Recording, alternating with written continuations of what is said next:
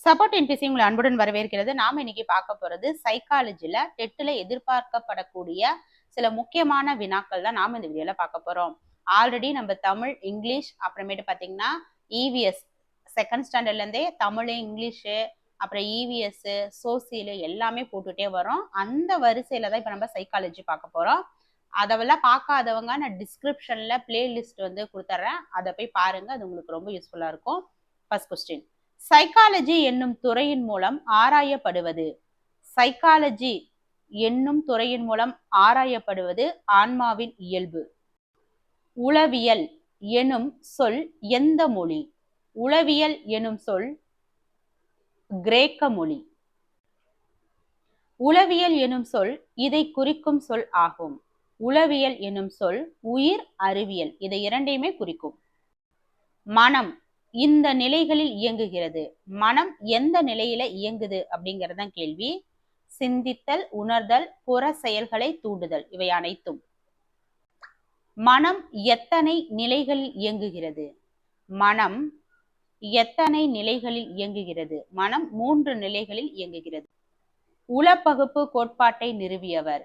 உளப்பகுப்பு கோட்பாட்டை நிறுவியவர் Sigmund Freud. உள இயற்பியல் என்ற நூலை எழுதியவர். உள இயற்பியல் என்ற நூலை எழுதியவர் பெச்னர், ஜி.டி. பெச்னர். உளவியல் பரிசோதனைக்கு வித்திட்டவர். உளவியல் பரிசோதனைக்கு வித்திட்டவர் இ.ஹெச். வெபர். உளவியல் கல்வி மூலம் மனித நடத்தையை மாற்றி அமைப்பது. உளவியல் கல்வி மூலம் மனித நடத்தையை மாற்றி அமைப்பது கல்வி உளவியல். உளவியல் என்பது மனிதனின் நனவற்ற நிலையே என கூறியவர். உளவியல் என்பது மனிதனின் நனவற்ற நிலையே என கூறியவர் சிக்மண்ட் ஃப்ராய்டு.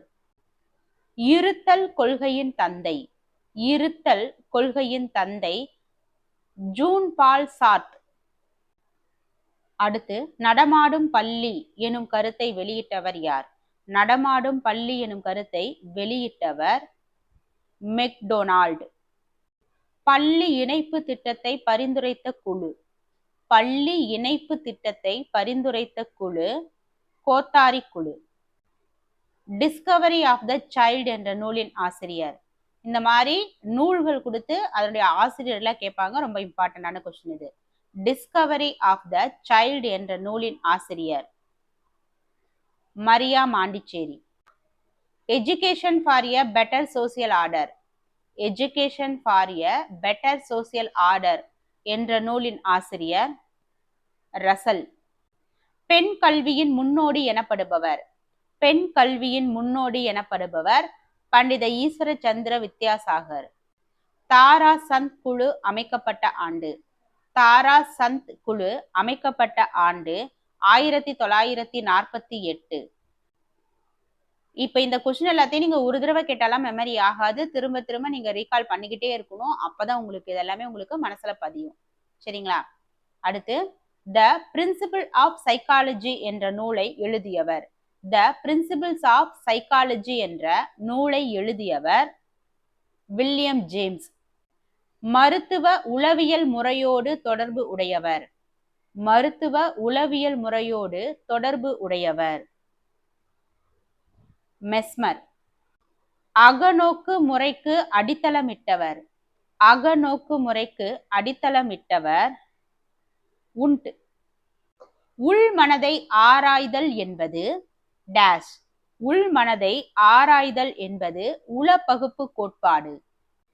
வெபர் விதியை உருவாக்கியவர். வெபர் விதியை உருவாக்கியவர் இ.ஹெச். வெபர் தான். ஹார்மிக் கொள்கையை விளக்கியவர். ஹார்மிக் கொள்கையை விளக்கியவர் வில்லியம் மக்டூகல். மனம் அறிவுசார் இயக்கமுடையது என கூறுவது. மனம் அறிவுசார் இயக்கமுடையது என கூறுவது வடிவமைப்பு கோட்பாடு. ஆட்லர் தோற்றுவித்தது. ஆட்லர் தோற்றுவித்தது தனிநபர் உளவியல்.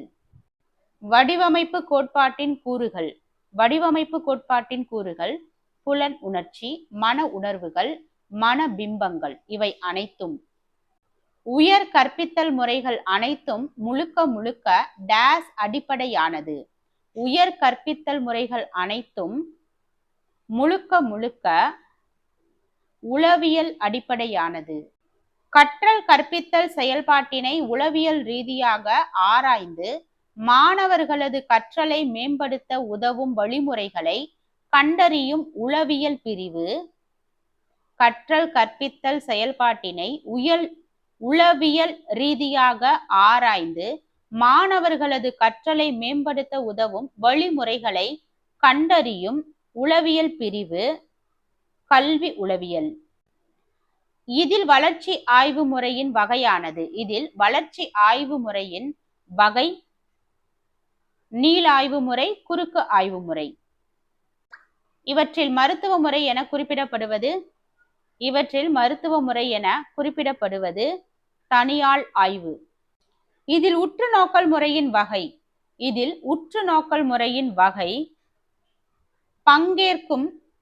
பங்கேற்கா உற்று நோக்கல். கீழ்கண்டவற்றுள் எது எவை பொருத்தமற்றது? செயல் கொள்கை ஜே.பி. வாட்சன். கோலஸ்னிக் கருத்துப்படி கல்வி உளவியலின் உட்கூறுகள் எத்தனை? கோலஸ்னிக் கருத்துப்படி கல்வி உளவியலின் உட்கூறுகள் 7. இண்டிவிஜுவல் ஸ்கூல் ஆஃப் சைக்காலஜி என்ற நூலை எழுதியவர் ஆல்பர்ட் ஆட்லர். மனம் அறிவுசார் இயக்கமுடையது என கூறியவர் டிச்னர். பிறரது நடத்தையினை புலன் அனுபவத்தோடும் சூழ்நிலையோடும் ஒட்டி கூர்ந்து கவனித்து அறிவது டேஸ் எனப்படும். பிறரது நடத்தையினை புலன் அனுபவத்தோடும் சூழ்நிலையோடும் ஒட்டி கூர்ந்து கவனித்து அறிவது உற்றுநோக்கல் எனப்படும். குற்றத்திற்கான அடிப்படை காரணத்தினை கண்டறிவது புனரமைப்பு நடவடிக்கைகள் பற்றி கூறும் உளவியல் முறை. குற்றத்திற்கான அடிப்படை காரணத்தினை கண்டறிவது புனரமைப்பு நடவடிக்கைகள் பற்றி கூறும் உளவியல் முறை சட்ட உளவியல். கற்றல் கற்பித்தல் செயல்பாட்டினை உளவியல் ரீதியாக ஆராய்வு செய்யும் உளவியல் முறை. கற்றல் கற்பித்தல் செயல்பாட்டினை உளவியல் ரீதியாக ஆராய்வு செய்யும் உளவியல் முறை கல்வி உளவியல். புள்ளியியல் அடிப்படையில் தனிநபர் வேறுபாடுகளை அளவிட்டவர் சர் பிரான்சிஸ் கால்டன். இவற்றில் உளவியல் முறை அகநோக்கு முறை, உற்றுநோக்கல் முறை, வாழ்க்கை துணுக்கு முறை, கள ஆய்வு முறை, பரிசோதனை முறை, வளர்ச்சி ஆய்வு முறை, தனியார் ஆய்வு முறை, வினாவரிசை முறை, வேற்றுமை முறை. இது எல்லாமே பார்த்தீங்கன்னா உளவியல் முறைதான். எ ஜேர்னல் ஆஃப் ஃபாதர் என்ற நூலை எழுதியவர் பெஸ்டலாசி. த டெக்னாலஜி ஆஃப் டீச்சிங் என்ற நூலின் ஆசிரியர் ஸ்கின்னர். ஃப்ரீடம் அண்ட் கல்ச்சர் என்ற நூலை எழுதியவர் ஜான் டூயி. இயற்கை நமக்கு போதிக்கிறது என்று கூறியவர் ரூசோ. பார்வையற்றோருக்கான கல்வி பற்றி கவனம் செலுத்திய முதல்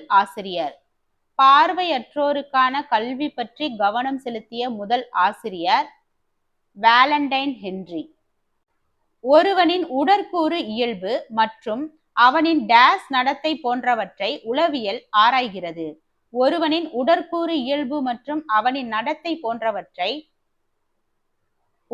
ஆராய்கிறது. அவனின் டேஸ் நடத்தை, என்ன நடத்தை? சமூக நடத்தை போன்றவற்றை. நனவிலி மனதை ஊக்கப்படுத்துவதால் மன நிறைவுணர்ச்சி ஏற்படுகிறது என்றவர். நனவிலி மனதை ஊக்கப்படுத்துவதால் மன நிறைவுணர்ச்சி ஏற்படுகிறது என கூறியவர் சிக்மண்ட் பிராய்ட். எந்த ஆண்டு மிதக்கும் பல்கலைக்கழகம் சென்னை துறைமுகத்திற்கு வந்தது? எந்த ஆண்டு மிதக்கும் பல்கலைக்கழக சென்னை துறைமுகத்திற்கு வந்தது? அந்த மிதக்கும் பல்கலைக்கழகம் சென்னை துறைமுகத்துக்கு எந்த வருஷம் வந்ததுன்னு கேட்டிருக்காங்க. 1978. சோஃபி என்ற புத்தகத்தின் ஆசிரியர்? சோஃபி என்ற புத்தகத்தின் ஆசிரியர் ரூசோ. உளவியல் என்பது மன அறிவியல் அல்ல என்று கூறியவர்? உளவியல் என்பது மன அறிவியல் அல்ல என்று கூறியவர்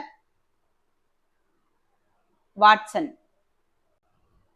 சைக்காலஜியை பொறுத்த வரைக்கும் நமக்கு இதுதான் வரும் அப்படின்னு நம்ம வந்து கன்ஃபர்மேஷனா நம்ம கன்ஃபார்மா சில கொஸ்டின் சொல்ல முடியாது. ஆனா இதெல்லாம் வர்றதுக்கு வாய்ப்பு இருக்கு அப்படின்னு சொல்லி நம்ம சிலபஸை வச்சு சொல்லலாம். அந்த வகையில தான் இந்த வினாக்கள் எல்லாமே நான் உங்களுக்கு கொடுத்துருக்கிறேன். இது எல்லாமே படிச்ச உடனேயே உங்களுக்கு தெரிஞ்சிருமா புரிஞ்சிருமா அப்படின்னா கண்டிப்பா கிடையாது. ஒரு தடவைக்கு 10 தடவையாவது நீங்க திரும்ப திரும்ப ரிவிஷன் பண்ணும்போதுதான் உங்களுக்கு சைக்காலஜி கொஞ்சமாவது மனசுல நிற்கும். இதே போல அடுத்த வீடியோல அடுத்த பாட்டுல பார்க்கலாம். இதே போல வேற என்னெல்லாம் உங்களுக்கு வீடியோ வேணும் அப்படிங்கறத மறக்காம கமெண்ட் பண்ணுங்க. மறக்காம ஹைப் கொடுங்க. தேங்க்யூ.